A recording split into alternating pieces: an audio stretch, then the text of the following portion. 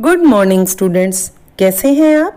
आज मैं फिर आपके साथ हूँ एक और नई वीडियो के साथ। आज हम NCERT इतिहास पाठ्य पुस्तक कक्षा छठी का पाठ 8 खुशहाल गांव और समृद्ध शहर का अभ्यास कार्य करेंगे।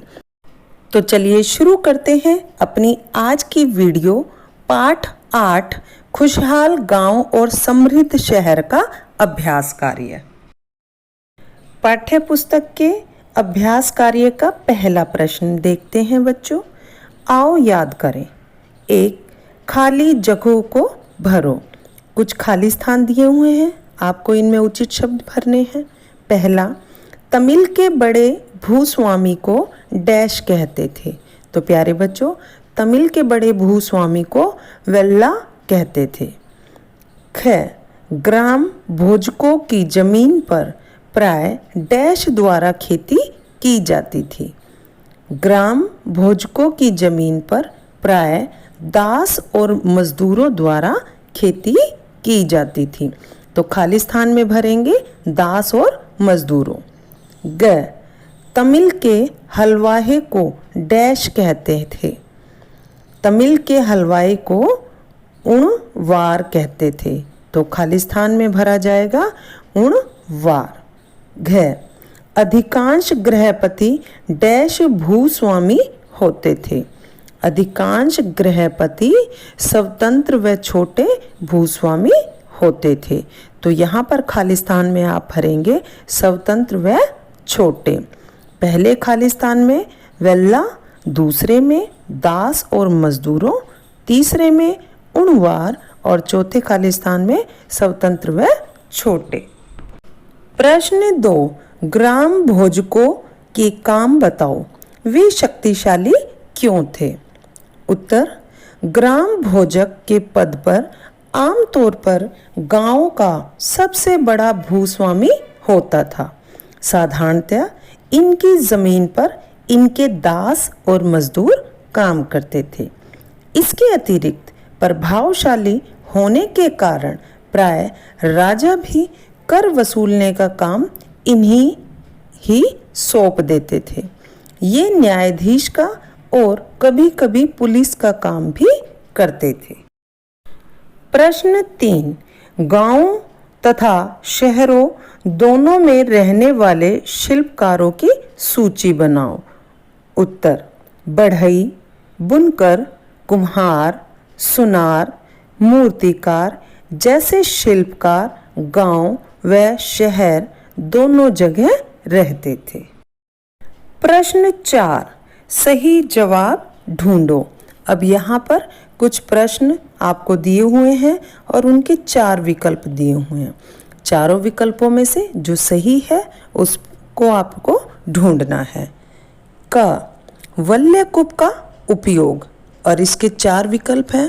पहला, नहाने के लिए, दूसरा, कपड़े धोने के लिए, तीसरा, सिंचाई के लिए, चौथा, जल निकास के लिए किया जाता था।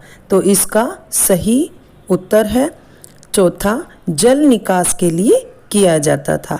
बच्चों, वल्लयकूप का उपयोग जल निकास के लिए किया जाता था। ख, आहत सिक्के, और इसके विकल्प हैं चांदी, सोना, टीन, हाथी दांत के बने होते थे। तो प्यारे बच्चों, आहत सिक्के चांदी के बने होते थे। तो सही विकल्प है पहला, चांदी। ग, मथुरा महत्वपूर्ण। मथुरा महत्वपूर्ण के विकल्प हैं। पहला, गांव, दूसरा, पतन, तीसरा, धार्मिक केंद्र और चौथा, जंगल क्षेत्र का। और इसका सही विकल्प है तीसरा, मथुरा एक धार्मिक केंद्र है। तो आप तीसरे विकल्प पर निशान लगाएंगे, धार्मिक केंद्र। घ, श्रेणी, और इसके विकल्प हैं शासकों, शिल्पकारों, कृषकों, पशुपालकों का संघ होता था। और इसका सही विकल्प है दूसरा, शिल्पकारों। श्रेणी शिल्पकारों का समूह होता था। प्रश्न 5, पृष्ठ 87 पर दिखाए गए लोहे के औजारों में कौन खेती के लिए महत्वपूर्ण होंगे? अन्य औजार किस काम में आते होंगे? इसका उत्तर देखते हैं। खेती के लिए महत्वपूर्ण औजार कुल्हाड़ी तथा हंसिया थे। किसी वस्तु को बिना छुए हुए पकड़ने के लिए संडसी का प्रयोग किया होगा। प्रश्न 6। अपने शहर की जल निकास व्यवस्था की तुलना तुम उन शहरों की व्यवस्था से करो जिनके बारे में तुमने पढ़ा है। इनमें तुम्हें क्या क्या समानताएं और अंतर दिखाई दिए? उत्तर। हमारे शहर में जल निकास व्यवस्था को योजनाबद्ध तरीके से बनाया गया है। इसी तरह की जल निकास व्यवस्था को हमारे पढ़े गए शहरों में अपनाया गया था। ये दोनों व्यवस्थाएं अनेक प्रकार से समान थी, लेकिन इन दोनों व्यवस्थाओं में केवल एक ही अंतर था कि हमारी व्यवस्था आधुनिक है जबकि वह व्यवस्था प्राचीन थी। प्राचीन जल निकास व्यवस्था में कीचड़, ईंट और फेंस का प्रयोग किया जाता था जो लंबे समय तक काम नहीं कर सकती थी, लेकिन आज की व्यवस्था मजबूत चीज़ों से तैयार की गई है तथा लंबे समय तक उपयोग में लाई जा सकती है। आओ करके देखें। प्रश्न 7। अगर तुमने किसी शिल्पकार को काम करते हुए देखा है तो कुछ वाक्यों में उसका वर्णन करो। यहाँ पर संकेत दिया हुआ है आपको। उन्हें कच्चा माल कहाँ से मिलता है, किस तरह के औजारों का प्रयोग करते हैं, तैयार माल का क्या होता है आदि।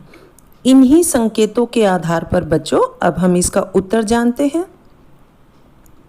मैंने बढ़ई शिल्पकार को काम करते देखा है। वह लकड़ी के रूप में कच्चा टिम्बर मार्केट से खरीदता है। टिम्बर मार्केट में लकड़ी वनों से काटकर लाई जाती है। वह कई प्रकार के औजार जैसे लकड़ी घिसने वाला रंदा, लकड़ी काटने वाली आरी, छेद करने वाला हथौड़ी का प्रयोग करता है। तैयार माल के रूप में मेज, कुर्सी, पलंग, दीवान इत्यादि होते हैं। प्रश्न 8। अपने शहर या गांव के लोगों के कार्यों की एक सूची बनाओ। मथुरा में किए जाने वाले कार्यों से ये कितने समान और कितने भिन्न हैं? उत्तर। मैं शहरों के परिवारों में स्त्री और पुरुष दोनों को काम करते हुए देखता हूँ। स्त्रियाँ और पुरुष दोनों दफ्तरों और अन्य स्थानों पर काम करते हैं। मथुरा यातायात और व्यापार के दो मुख्य रास्तों पर स्थित था तथा वह एक धार्मिक केंद्र था। मथुरा बेहतरीन मूर्तियां बनाने का भी केंद्र था। तो प्यारे बच्चों, आज के अभ्यास कार्य का यह वीडियो पूरा हुआ। उम्मीद है आपको समझ आया होगा और आपने वीडियो को ध्यान से देखा होगा। अब इसे अपनी नोटबुक में नोट करें और अपनी अध्यापिका से चेक कराएं। और यदि आपने अभी तक मेरे चैनल को सब्सक्राइब नहीं किया है तो अन्य एजुकेशनल वीडियो देखने के लिए जल्दी से सब्सक्राइब कीजिए, लाइक कीजिए और वीडियो को अपने साथियों के साथ शेयर कीजिए। आज के लिए इतना ही। अगली वीडियो में आपसे फिर मिलूंगी। तब तक के लिए धन्यवाद।